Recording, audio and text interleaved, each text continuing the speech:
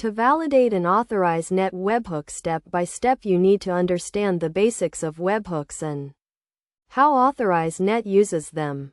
Authorize Net sends webhooks to notify your application of events such as successful payments or failed transactions. Validating these webhooks is crucial to ensure the integrity of the data and prevent unauthorized access.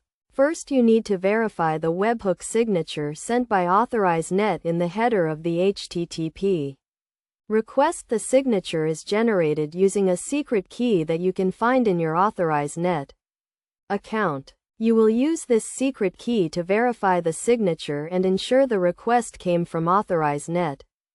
Next, you will need to extract the signature from the header and the payload from the request body.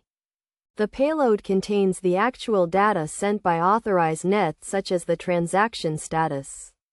You will then use the secret key in the payload to generate a hash and compare it to the signature sent by Authorize Net. If the generated hash matches the signature, then you can be sure the request came from Authorize Net and the data is valid. You can then proceed to process the data in the payload. If the hashes do not match, then the request is not valid and you should discard the data.